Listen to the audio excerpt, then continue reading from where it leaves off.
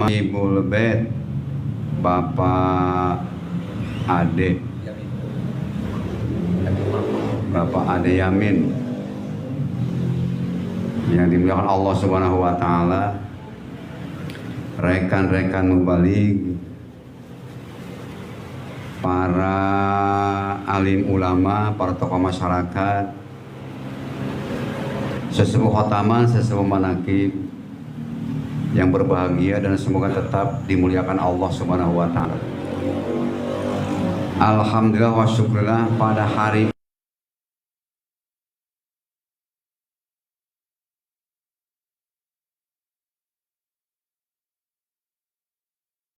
ini di majelis zikir yang diadakan di sini, yang mudah-mudahan kita semua mendapat ridho dan maghfirah Allah Subhanahu wa Ta'ala. Salawat dan salam semoga tetap melimpahkan kepada junjungan kita Nabi Muhammad Sallallahu Alaihi Wasallam, kepada keluarganya, para sahabatnya, para tabi'in dan umatnya yang berbakti sampai akhir zaman. Saya bersyukur kepada Allah Subhanahu wa Ta'ala hari ini bisa ada di sini. Tahun 92 saya juga sampai di Gunung Bunder. Almarhum Kiai Haji Ajin Bustomi almarhum.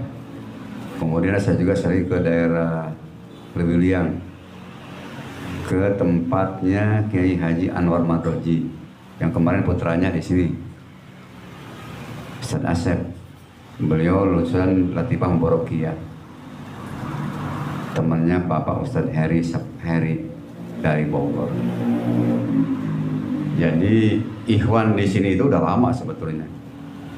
Untuk wilayah Lewiliang sampai di Bogor itu, karena orang tua saya masuk ke Bogor itu sekitar tahun 70-an. Dan saya diperintah oleh Abah untuk mengikuti orang tua saya, tutulkan bapana. Tapi ditetar heula cenah gitu. Tahun 1979 saya diperintah oleh Abah untuk mengikuti orang tua saya, tutulkan bapana. Tapi ditetar heula cenah gitu. Tahun 1979 karena beliau itu adalah termasuk mubaligh pertama. Dan saya memang sekolah di Suryalaya, kemudian meneruskan ke Gontor sebentar, kemudian ke Surabaya kuliah, tidak selesai karena salah niat saya. Jadi niatnya itu dari kecil suka dihina orang tentang thariqah. Saya ingin punya ilmu untuk menjawab. Setelah saya bisa mencari ilmu, ngapain jawab tinggi-tinggi, toh metode cara belajar udah diketahui. Ternyata sampailah sarjana muda saya tidak meneruskan. Ternyata salah. Untuk sekarang mesti diteruskan. Bodoh juga kalau bergelar pasti berguna. Pandai walaupun bagaimana tidak bergelar susah untuk mendapatkan posisi yang baik dalam kehidupan ini saat-saat sekarang. Makanya kalau punya anak sekolahkan. Jangan sampai tidak sekolah. Insya Allah kalau punya gelar mudah di mana saja. Tapi kalau tidak gelar ya udah susah. Kalau tidak benar-benar jadi kiai besar gitu. Kalau nggak jadi kiai ya paling juga teman-teman saya yang dari kampung datang ke Bogor, kadang itu kredit, kadang itu ini sebagainya. Mereka santri-santri, pintar-pintar ngaji-ngajinya. Tapi karena tidak punya gelar sehingga tidak bisa berkembang, mengembangkan keilmuannya. Nah hari ini kaum muslimin wal muslimat yang dimuliakan oleh Allah Subhanahu wa Ta'ala. Jadi saya diperintah Abah untuk mengikuti orang tua saya di Bogor, dan saya oleh orang tua saya supaya membantu yayasan pada saat itu. Jadi saya nggak kemana-mana, saya di kelembagaan. Dan sekarang masih juga dipakai di kelembagaan, cuma bagian litbang. Kata Kak Haji Didin sulit berkembang katanya. Jadi bagian penelitian dan pengembangan di LDTKN, ya gitu. Jadi saya banyak mengantisipasi, memperhatikan banyak faktor-faktor yang perlu kita simak bersama. Karena belajar tarekat itu nggak bisa sendirian. Kalau sendirian merasa baik sendiri, ujung-ujungnya mengakui murid saya sendiri, itu yang paling repot. Maka mesti ada, dan sekarang udah mulai ada Kang Baban itu dilembagakan. ada 3 lembaga yang berdiri sendiri, yaitu LDTKN, Ibu Bella, GMPS, dan yayasan hanya di pusat. Nah, mudah-mudahan dengan lembaga ini kita bisa tetap membaur untuk mewujudkan hikmat, karena tidak ada jalan dalam mewujudkan berbuat baik dari agama, kaulaan agama jeung negara, itu ada amalkan amalan Suryalaya, tapi tetap di bawah payung hukum lembaga yang ada. Nah, seperti itu. Jadi sampai sekarang saya paham banget, bahkan sering berdebat dengan para kiai senior pada saat itu ketika mereka tidak mau di dalam kelembagaan. Saya katakan, yayasan itu punya Abah, lembaga itu punya Abah. Abah mengatakan, Amaliyah Pondok Pesantren Suryalaya wadahna yayasan. Ulah neneangan deui. Jadi bungkusnya TKN itu sekarang yayasan, GMPS, LDTKN, Ibu Bella. Itu adalah casingnya, pakaiannya boleh seragam, boleh punya seragam, tapi Suryalayanya tidak ada seragamnya. Jadi TKN Pondok Pesantren Suryalaya tidak ada seragam. Yang ada seragam itu lembaga, GMPS, Ibu Bella, LDTKN punya seragam. Kalau TKN punya seragam, takutnya kayak yang di Istiqlal kemarin itu. Jadi kita tidak bersusah Suryalaya itu dibawa ke alur perpolitikan. Jangannya oleh orang kita, oleh Ahlul Bait itu sendiri nggak bisa. Jadi ajaran Suryalaya itu nggak bisa dibawa untuk urusan politik. Mau nyalon atas nama Suryalaya, atas nama Ikhwan, nggak bakalan. Karena Suryalaya itu khusus untuk amalia, bukan partai, bukan madhab. Ini amalan, amalan yang diamalkan oleh para ulama. Kita ambil sebagian ulama, biarkan yang lain tumbuh subur bagaikan jamur di musim hujan. Tapi kita punya guru, salah satu amaliyahnya mendasarkan kepada zikrullah, zikir kepada Allah Subhanahu wa taala. Kita alhamdulillah punya guru untuk membimbing kita belajar membersihkan diri, beribadah kepada Allah Subhanahu wa taala. Kalau tidak ada,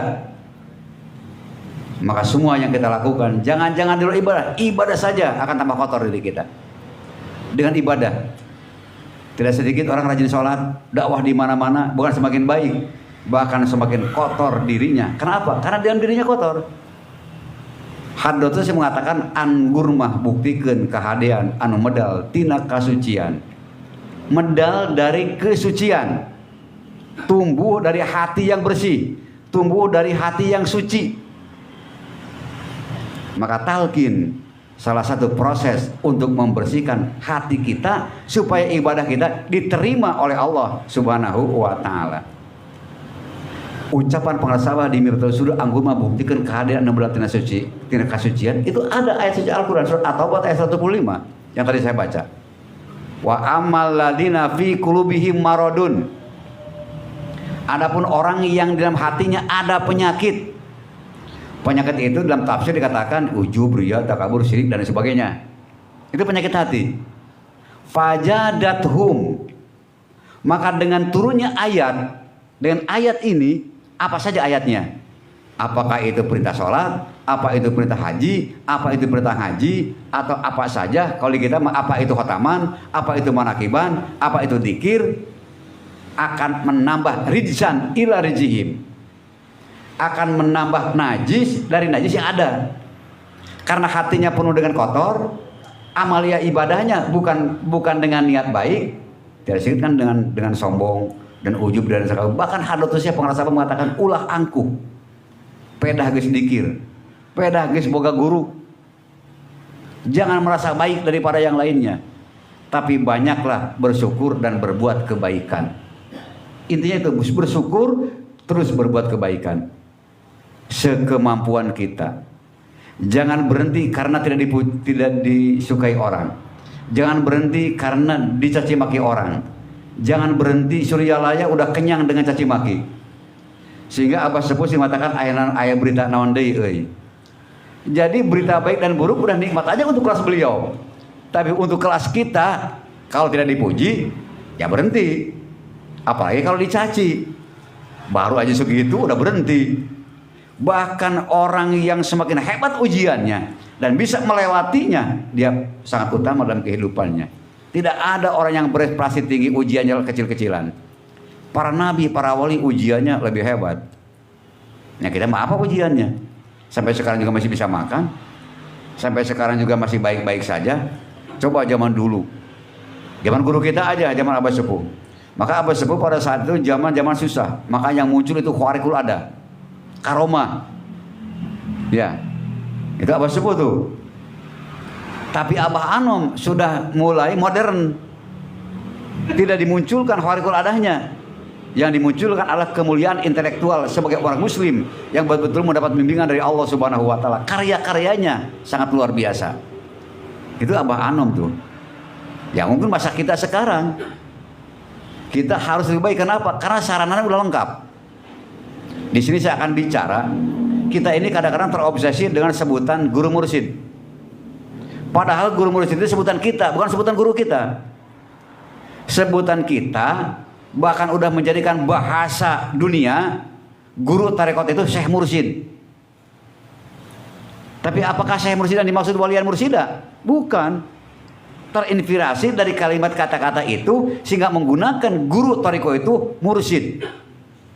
Seperti di dunia syariat, guru agama itu kiai, ajengan, mualim, sama seperti itu. Tapi tidak mengatakan bahwa itu derajat guru di hadapan Allah Subhanahu wa taala, karena kita tidak tahu. Karena itu yang dikembangkan di tengah-tengah kita, sehingga banyak orang yang mendeskripsikan dirinya sebagai guru mursyid dengan tanda-tanda seperti ini. Padahal nggak mendasar itu. Dan guru kita nggak pernah menyebut dirinya guru mursyid. Sejak awal Abah mengatakan Abah pengemban amanah Abah Sepuh, yang memegang amanah Abah Sepuh. Baru terakhir Pak Nasution membuat kata-kata guru mursyid setelah Thariqah populer di dunia Islam. Sehingga mengatakan saya mursyid TKN Pondok Pesantren Surijaya, guru yang dimaksud. Gitu ya. Jadi sebutan itu sebetulnya tidak kuat untuk menjadikan dasar menentukan kebijakan Pondok Pesantren Surijaya. Dengan sebutan kalau bukan guru mursyid tidak sah. Justru mengatakan kalau guru mursyid ukurannya apa? Sehingga buat kebijakan. Jadi kata-kata itu tidak mendasar. Yang mendasar apa yang paling kuat? Kebijakan Pondok Pesantren Surijaya semestinya oleh pendiri Pondok Pesantren Surijaya. Siapa? Abah Sepuh. Kemudian dilanjutkan oleh seterusnya sesepuh Pondok Pesantren Surijaya, yaitu pengarsa Abah Anom. Cuma Abah Sepuh mengatakan guru kepada Abah Anom harus patuh. Selanjutnya pimpinan Pondok Pesantren Surijaya Kang Haji Baban menyempurnakan kelembagaan adanya RDTKN, Ibu Bella dan GMPS. Dan sekarang diteruskan oleh Mas Kul Firdaus Arifin sebagai pimpinan Pondok Pesantren Surijaya. Itu sebetulnya yang lebih bertanggung jawab mengamankan, mengamalkan, melestarikan Pondok Pesantren Surijaya. Tentu yang menentukan kebijakan zaman Abah Sepuh cuma dibantu oleh wakil talqin. Belum ada memberi yang populer. Zaman Abah Anom sering wakil talqin dilengkapi dengan para mubalik, dibuat badan hukumnya Yayasan Sababal di Pondok Pesantren Surijaya. Zaman Kang Haji Baban dilengkapi kelembagaannya. Zaman Pak Mas Kul Firdaus sekarang tinggal menyempurnakan amaliyah yang sudah ada. Maka perlu kita ini membantu melancarkan kegiatan-kegiatan di bawah kelembagaan yang ada di bawah pimpinan Pak Mas Kul Firdaus. Jadi intinya berguru kepada Abah Anom, patuh kepada pimpinan Pondok Pesantren Surijaya. Itu yang sebenarnya seperti itu. Apakah kemungkinan pimpinan Pondok Pesantren mengangkat wakil talqin? Bukan wilayah kita, tapi menurut saya kemungkinan.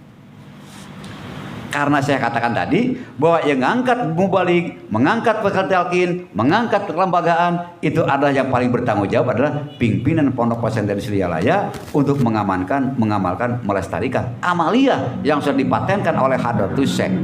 Jadi kita hanya berguru kepada Abah Anom. Abah Anom sudah tidak ada, yang kepada mentornya, penerusnya.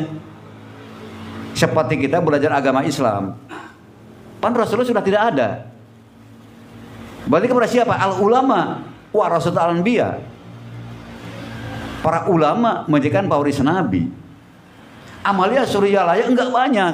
Apa perlu ulama? Menurut saya enggak perlu. Kenapa? Karena apapun yang dirumuskan oleh para sahabat itu hasil ijtihad para ulama, mulai dari para sahabat sampai kepada hadutusnya para sahabat. Udah hasil ulama. Tinggal yang dibutuhkan sekarang orang yang mengamalkan, tidak menambah, tidak mengurang apa yang dicontohkan oleh guru kita di dalam ibadah kepada Allah Subhanahu wa taala.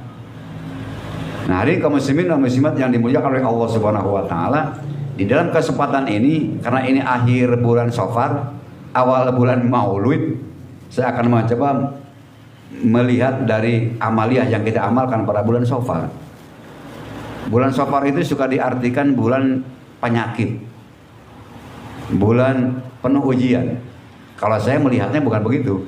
Bulan Safar adalah bulan untuk lebih memperjuangkan kebenaran yang sudah kita miliki. Saya katakan tadi, apapun tentang kebaikan yang kita miliki tidak akan melahirkan sesuatu yang terpuji kalau tidak diperjuangkan. Suryalaya walaupun kita tahu bahwa amaliyahnya dzikir kepada Allah Subhanahu wa taala, tapi kalau tidak diperjuangkan tidak akan melahirkan apa-apa. Jadi kalau dalam Al-Qur'an tadi rijsan ila rijhi wa matuhum kafirun. Dasarnya udah baik. Muharram. Haram itu mulia, bulan Muharram itu bulan mulia. Makanya masjid di Makkah dan Madinah suka dikatakan haramain. Dua masjid yang utama yang mulia. Dzikrullah itu kalimat yang paling utama untuk dzikir kepada Allah Subhanahu wa taala. Tapi kalau tidak diperjuangkan dengan sungguh-sungguh, makanya rumusnya adalah mengambil hikmah daripada bulan Safar yang dikatakan oleh almarhum pengarasa Ajengan Jejen, yang dikuatkan oleh Ajengan Gaos. Ya biarin aja karena memang betul kenyataan seperti itu. Belum tentu orang yang tahu itu juga melakukan kebaikan. Jadi jangan bangga dengan pengetahuan, belum tentu diamalkan. Hebat sih dakwahnya, hebat sih ilmunya, tapi ibadahnya jarang. Yang dibutuhkan itu pengamalan. Maka suryalaya itu adalah amaliyah. Ya, amaliyah. Karena apa? Ilmu udah banyak kok sekarang, apalagi sekarang mudah. Dari Google aja buka, cari ayat di situ, apa ilmu yang nggak ada di situ sekarang. Makanya nggak kuliah juga bisa dakwah sekarang, karena mendapat dari Google. Tapi masalah pengamalan nggak semudah itu. Maka belajar thariqah sebenarnya untuk belajar beramal, karena contohnya ada.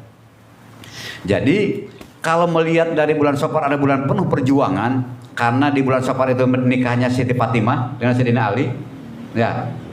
Jadi bukan bulan sial, itu bukan yang diutuskan untuk perjuangan. Bahkan di Saudi Arabia pada bulan Safar ini rumahnya pada kosong. Mereka keluar untuk berperang atau berjuang atau berusaha dan sebagainya pada bulan Safar itu. Artinya bulan untuk benar-benar perjuangan. Maka ibadah yang akan diterima oleh Allah Subhanahu wa taala ada 3 pilihan yang ditawarkan pada bulan Safar. Dan untuk berlaku untuk seterusnya. Pertama apa? Ibadah yang akan diterima oleh Allah Subhanahu wa taala kalau Safaul Qulub. Bulan Safar bulan untuk membersihkan hati. Dengan cara apa membersihkan hati? Kita tahu sering likuli saya di sekolah wasikolatil qulubi dzikrullah. Maka menggunakan kata-kata qulub karena bukan satu. Kelembutan manusia itu ada 7. Kosron, sodron, kolban, puadan, sagopan, luban, siron. Wabisiri anak. Maka dengan kata-kata kulub, hati-hati, bukan hati dan hati, beberapa hati ya. Dengan dzikrullah, dengan dzikir kepada Allah Subhanahu wa taala. Ternyata kita udah lama dzikir, khotaman rajin, manakiban rajin, jauh juga dijuk-juk ke Surya pun tiap bulan, tapi itu penyakit hati terlengit-lengit.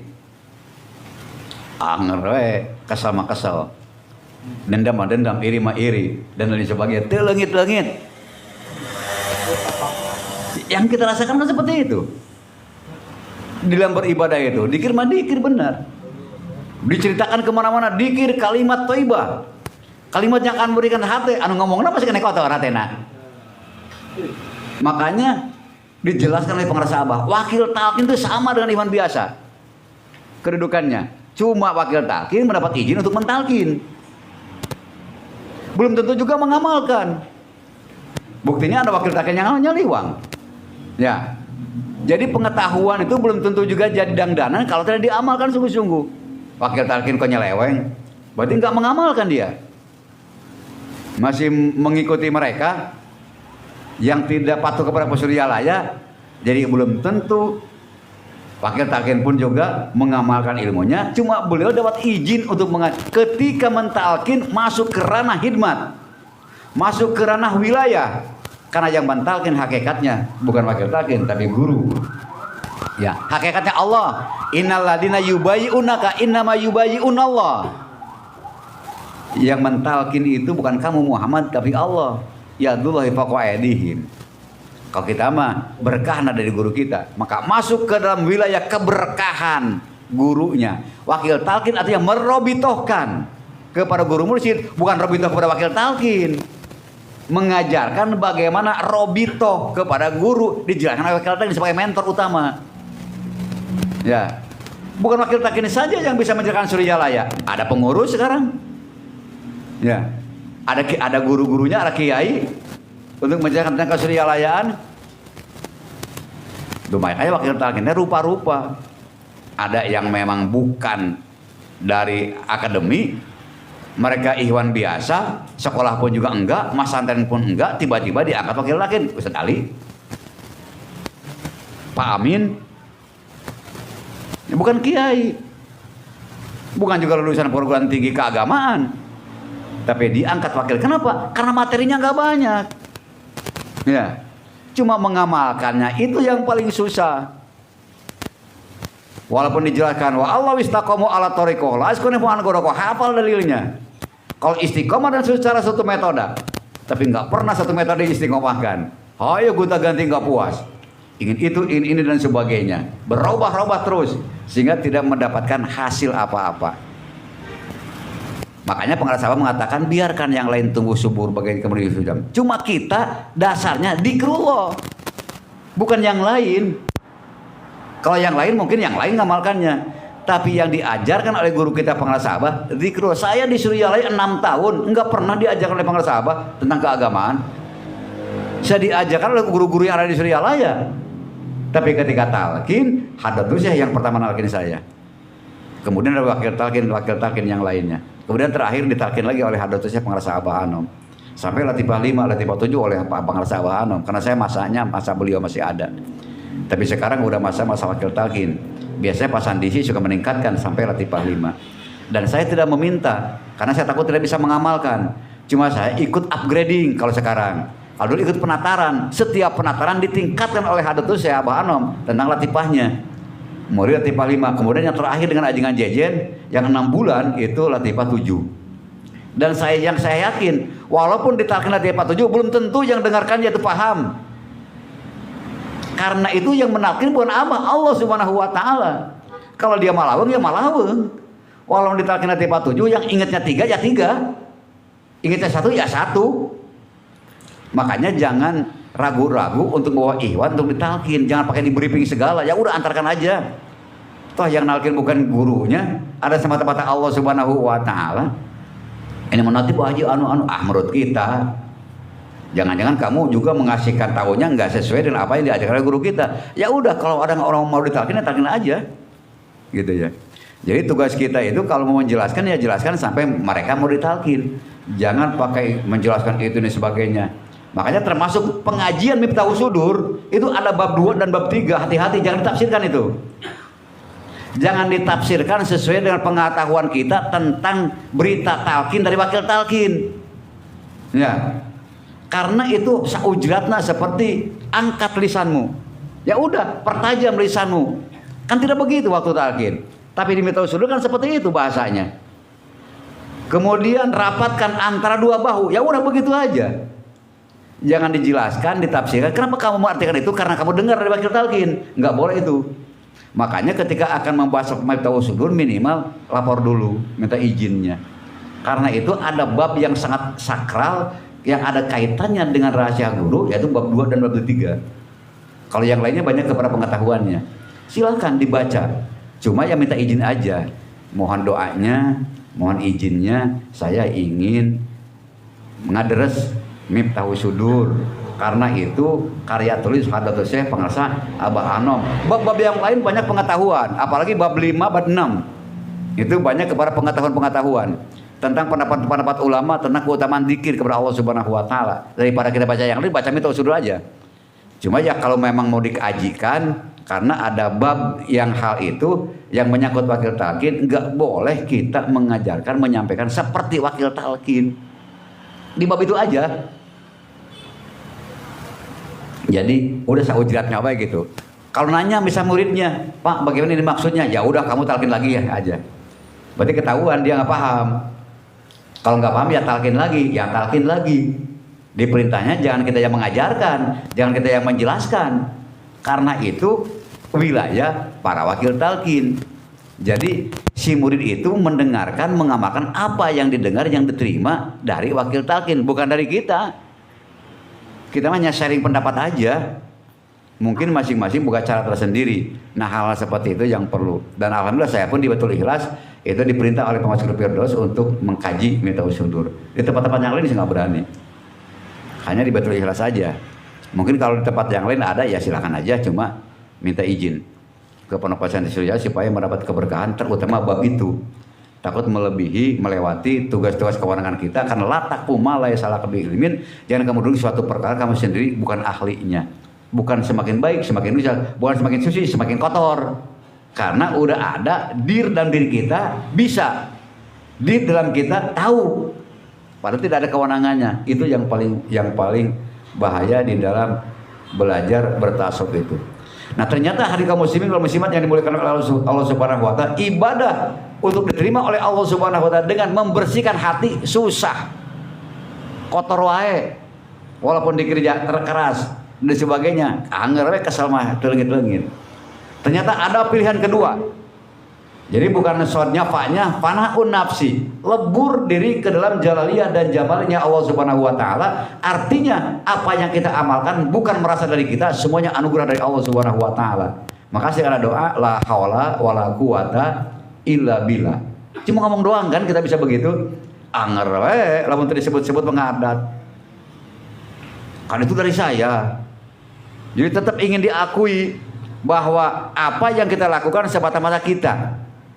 Kalau betul-betul lillahi ta'ala, terserah mau ngomong kan bukan urusan saya, kamu mau ngomong saya ataupun tidak, jasa saya ataupun tidak, urusan kamu. Saya tidak peduli dengan itu karena semata-mata yang saya lakukan bukan karena manusia tapi karena Allah Subhanahu wa taala. Eta oge hese nya. Susah ibadah dengan melepaskan segala keinginan diri kita semata-mata dari Allah Subhanahu wa taala. Walaupun kita tahu ilmu tauhid, kono qadir, kono aliman, kono hayyan, kono samian, kono basir, mutakaliman semuanya dari Allah Subhanahu wa taala, cuma hafalan doang. Tapi dalam prakteknya tetap aja kalau tidak disebut-sebut dirinya, kalau bukan saya, kalau bukan karena itu ini sebagainya, selalu merasa seperti itu. Artinya apa? Yang ke satu enggak lolos, yang kedua juga enggak lolos. Ada pilihan yang ketiga. Di dalam bulan Safar itu apa? Riyadhatun nafsi. Melatih diri. Ari keur latihan mah insya Allah salah lagi mau dihukum. Da keur latihan. Ya. Cuma ingat enggak segampang itu latihan. Latihan itu harus betul-betul mengikuti pelatihnya. Mengikuti tata caranya. Nah kita sedang melatih diri ibadah kepada Allah Subhanahu wa taala mengikuti metode Thariqah Koordinat Samanah yang dikembangkan oleh Pondok Pesantren Suryalaya. Ya harus ke Suryalaya. Maka hadisnya mengatakan wala yasilu illa bi talqin wa ta'lim min sayyin ma'dunin ijazatu sayyatun mustiratun ila sahibitur. Tidak akan sampai kecuali dengan talqin dan taklim min sayyin ma'dunin dari guru-guru yang dapat izin. Makanya upgrading saat sekarang itu lebih bersih daripada ceramah-ceramah umum yang disampaikan oleh para mubaligh yang nggak jelas dari mana sumbernya. Makanya kalau ada upgrading ikut. Yang paling utama adalah mendapat keberkahan, memahami apa yang diajarkan oleh para pesantren Suryalaya. Sehingga saya nggak boleh dakwah oleh Abah Anom ikut penataran heula. Penataran heula cina gitu. Ternyata saya dipikirkan penataran itu bukan untuk menambah ilmu. Karena apa? Karena yang ditatarnya aja itu mengenai Suryalaya, Amalia Suryalaya, tentang masa bangun malam, tentang masalah itu, ini sebagainya, kan itu pengenalan. Upgrade pertama itu pengenalan. Upgrade kedua itu yang sekarang baru dari Latifah Barokiyah untuk pemenapan wawasan para dai. Untuk yang kedua itu. Tapi yang pertama itu sifatnya umum. Semua ikhwan menurut saya itu penting. Ikut merasa supaya paham. Karena merasa mengatakan tidak akan sampai kecuali dengan talqin dan ta'lim min syaihin madunin, dari guru-gurunya dapat izin, bukan dari Google. Sehingga saya banyak mengkanter ucapan-ucapan tentang penjelasan Surya Jalaya yang disampaikan dari Google, dari pendapat orang lain. Kamu murid siapa, kata saya itu? Kok menjelaskan Surya Jalaya dari orang lain, dari tarekat lain, dari Tanpasiyah, dari Rifaiyah dan sebagainya. Surya Jalaya itu Qadiriyah wa Naqsabandiyah. Saya nggak ngerti yang lainnya, pokoknya dari Abah Anom lah, gitu ya. Yang disampaikan oleh pengarang sahabat di Miftahul Sudur. Miftahul Sudur kecil kitabnya, tapi akan mampu menjawab segala persoalan. Karena di situ akan memahami pemahaman yang lebih luas. Miftahul Sudur itu, walaupun tipis, kalau dikasih hidayah oleh Allah Subhanahu Wa Taala, lengkap di situ. Pertanyaan apa ada di situ? Di Miftahul Sudur. Persoalan apa ada di situ? Saya mengkaji itu nggak cukup-cukup, nggak puas-puas. Kenapa? Muncul lagi pemahaman. Karena begitu luasnya, karena keluarnya bukan dari nafsu, dari hati yang suci, hati yang bersih. Apa mengatakan kutipan dari kitab-kitab yang banyak, dari ulama-ulama besar, bukan karya Abah, bukan tulisan Abah. Abah itu hanya merangkum, menyusun dari ulama-ulama yang besar, dan kitabnya juga tidak gede semua, ada kitab kecil juga, kayak Minhajul Husaniyah gitu ya. Itu kitab-kitab tipis itu. Tanbirul Qulub gitu. Itu kitab-kitab yang di pesantren-pesantren yang bisa diaji. Tidak semua Abah kutip. Fathur Rabbani enggak semuanya. Hanya beberapa kalimat. Ternyata dari kalimat itu sangat utama oleh beliau dimasukkan ke dalam pembinaan ikhwan melalui metode thariqah Qadiriyah Naqsabandiyah. Nah, hari ini kaum muslimin wal muslimat yang dimuliakan oleh Allah Subhanahu wa taala. Jadi jalan kedua itu untuk bisa diterima ibadah kita kepada Allah Subhanahu wa taala, catat dan diri kita sebagai orang yang sedang latihan, bukan merasa baik, lebih hebat daripada yang lainnya. Sama muridnya itu. Cuma harus patuh kepada aturan guru, karena kita berguru kepada siapa? Kalau kita berguru kepada Surya Jalaya, ya ilmunya harus di Surya Jalaya, bukan dari yang lain. Karena yang akan mengusulkan kepada Allah Subhanahu wa taala ruh para guru-guru dari ruh guru yang hidup. Itu yang jadi polemik di media. Mengatakan min sahil hayyi diartikan guru yang dohirnya hidup. Kita akan bicara ruh. Waktu jawibuhu, jawabannya untuk usul kepada Allah Subhanahu wa taala minal arwah minal arwahil masayih, melalui ruh-ruh para guru, min sahil hayyi. Tidak disebut ruh tapi min sahil hayyi, dari guru yang hidup apanya? Ya ruhnya. Karena sedang bicara ruh di situ. Ruh guru itu tidak hilang, tidak berhenti karena jasanya tidak ada. Bahkan mereka masih ada, mereka masih ibadah kepada Allah Subhanahu wa taala. Jangan kamu anggap orang yang mati itu mati, mereka masih hidup. Cuma kalian tidak merasa, bukan tidak tahu, tidak merasa. Coba kalau merasa guru kita masih hidup sebagai wasilah untuk Robito. Robito itu nggak perlu menyebutkan banyak persoalan, ingat aja udah Robito. Ini tahrus binikmat.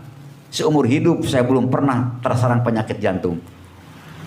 Tiba-tiba saya serang penyakit jantung. Kemudian kata dokter Pasarging. Tapi sebelumnya saya mimpi yang saya tafsirkan sendiri. Ketika saya masuk penyakit dengan tenang-tenang aja. Kenapa? Isyaratnya udah saya dapat.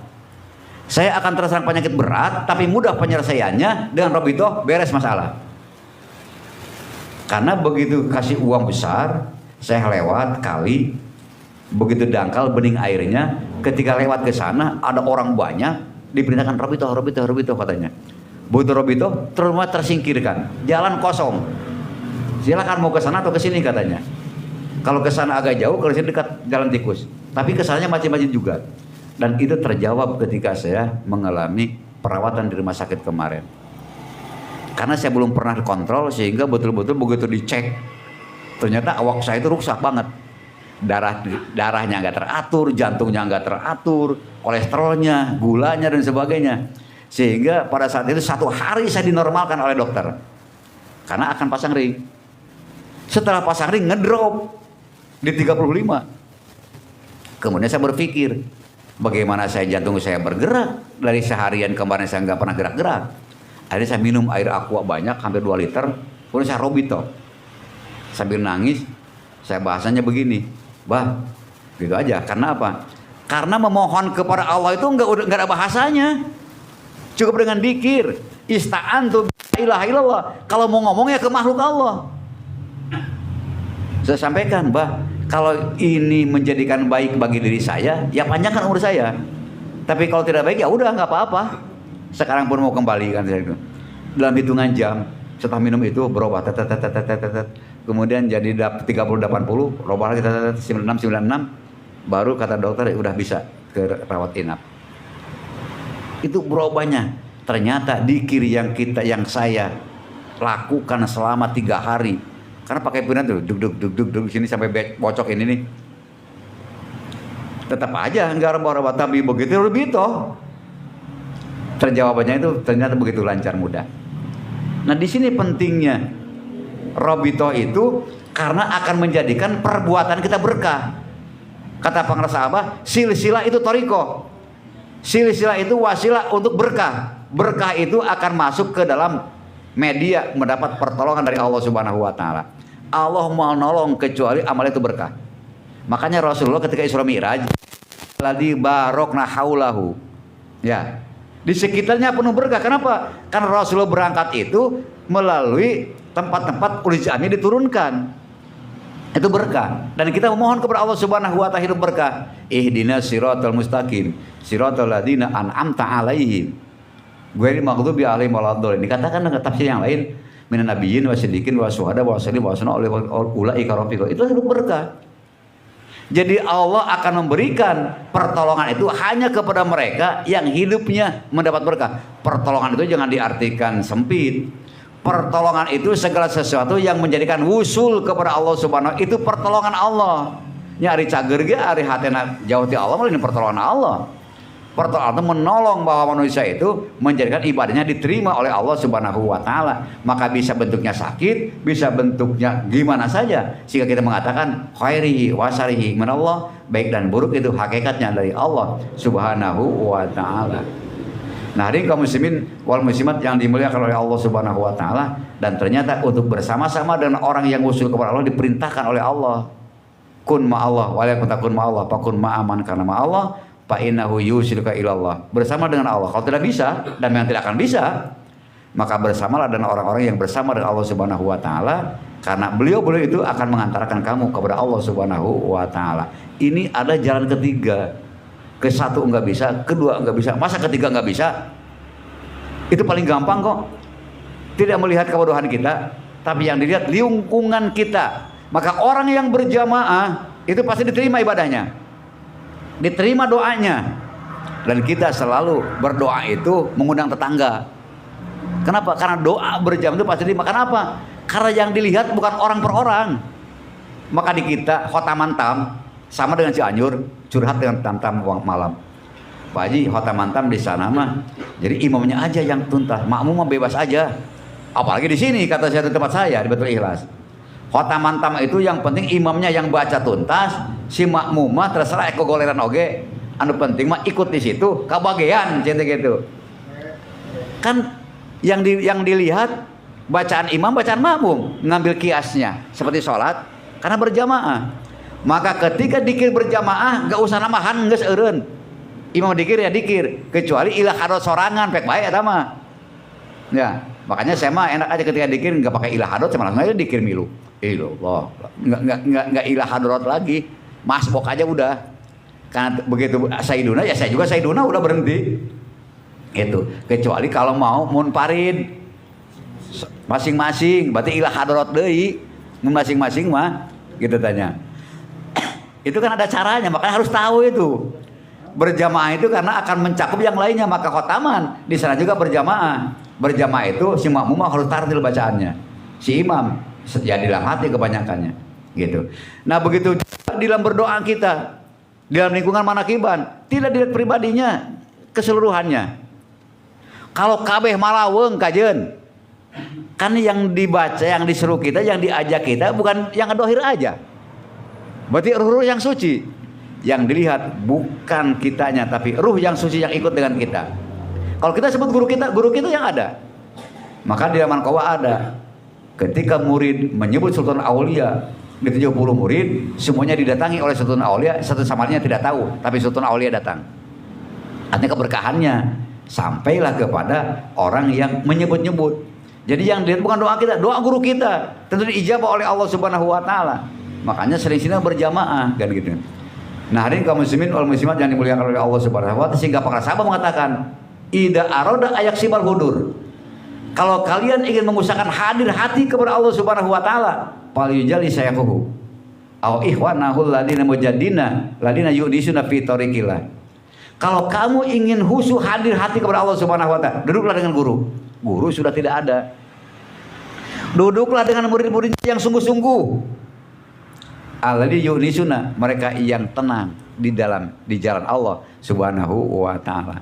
Sehingga Abah mengatakan, aku temukan kebenaran kata-kata Syekh itu. Ternyata hadirnya hati itu bersama orang yang hadir hatinya. Lupanya hati itu bersama orang-orang yang lupa hatinya. Maka insya Allah, walaupun malaweng tapi ada di dalam majlis hadir, ya hadir hakikatnya. Hatinya di majlis itu, karena yang lihat tadi bukan pribadinya, tapi keseluruhannya. Nah, mudah-mudahan riungan kita tetap mendapat pertolongan dari Allah Subhanahu wa taala.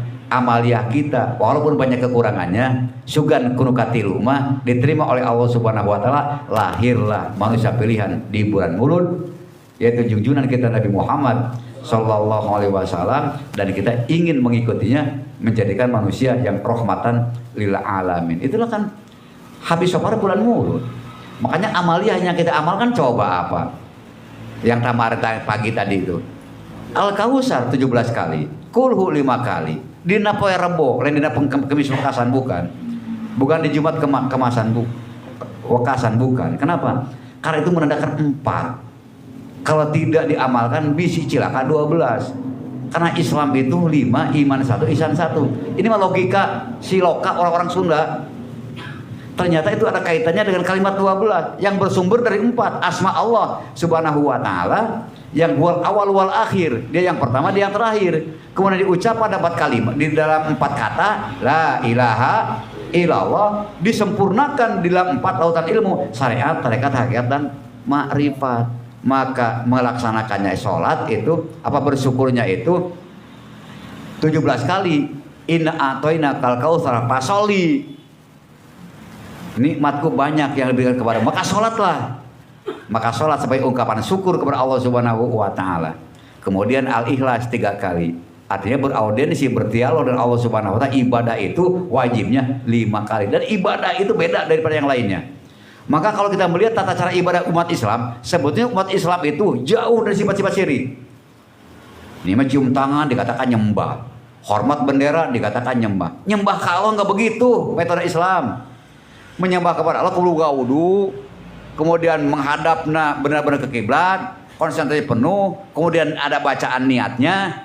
Apa yang dilakukannya? Ini mau hormat dikatakan nyembah, cium tangan dikatakan nyembah. Bukan nyembah, itu mah penghormatan, mengagungkan sebatas manusia. Penyembahan kepada Allah tidak seperti itu. Maka umat Islam sebetulnya jauh daripada syirik, karena tata cara ibadahnya punya keunikan tersendiri dan beda daripada yang lainnya.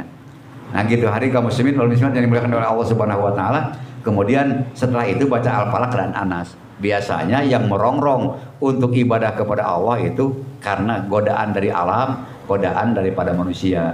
Tidak diajak ngobrol, tidak dibenci, diomongin, kadang-kadang nggak datang kan ketika pengajian.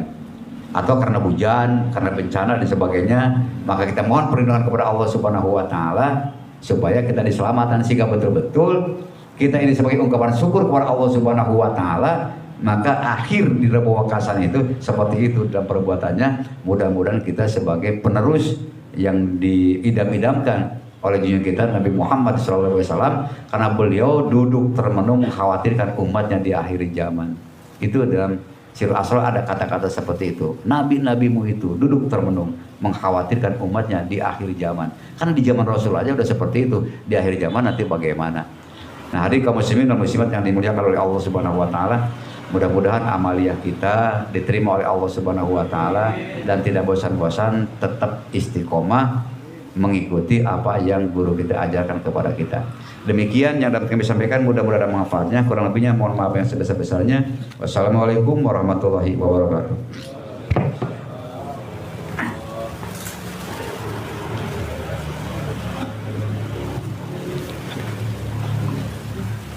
Allahumma salli ala nabiyil hasimi Muhammadin wa ala alihi wa sallim tasliman. Allahumma salli ala nabiyil hasimi Muhammadin wa ala alihi wa sallim tasliman. Allahumma salli ala nabiyil hasimi Muhammadin wa ala alihi wa sallim tasliman. Allahumma salli wa sallim wa barik alaihi. Al-Fatihah. Iya,